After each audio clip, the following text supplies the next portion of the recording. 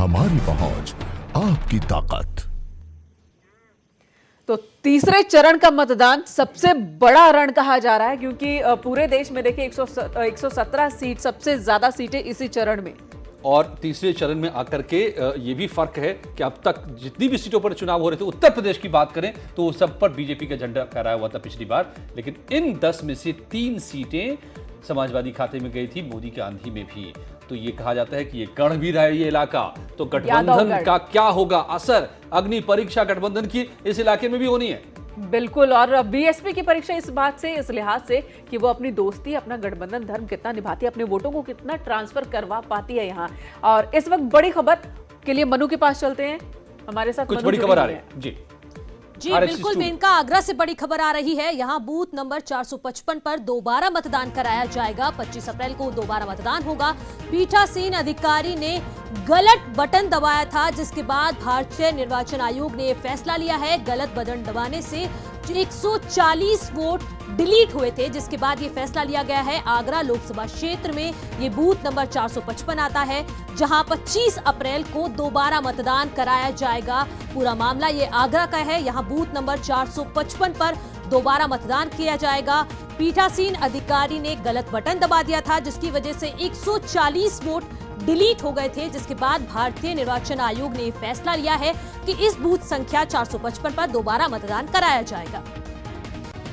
और इसी खबर पर ज्यादा जानकारी के साथ हमारे संवाददाता आरिफ जुड़ गए हैं। आरिफ, क्या कारण बताया जा रहा है दोबारा मतदान कराए जाने का? देखिए, ये चुनाव से जुड़ी हुई बहुत बड़ी खबर है कि आगरा में बूथ नंबर 455 पर दोबारा से वोट डाले जाएंगे।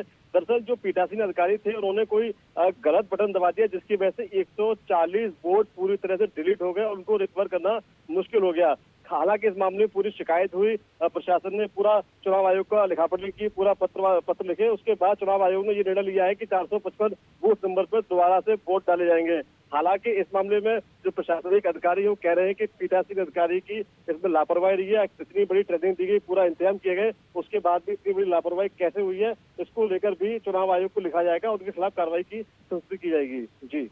जी बिल्कुल, लगातार ईवीएम पर सवाल उठते रहे हैं और एक बार फिर से ये मामला सामने आया है। पीठासीन अधिकारी ने गलत बटन दबा दिया, जिसकी वजह से 140 वोट ट्रांसफर हो गए, डिलीट हो गए, माफ कीजिएगा। तो अब क्या कहना है पूरे अधिकारी का, पूरे पीठासीन अधिकारी का, प्रशासन का क्या कुछ कहना है इस मामले में?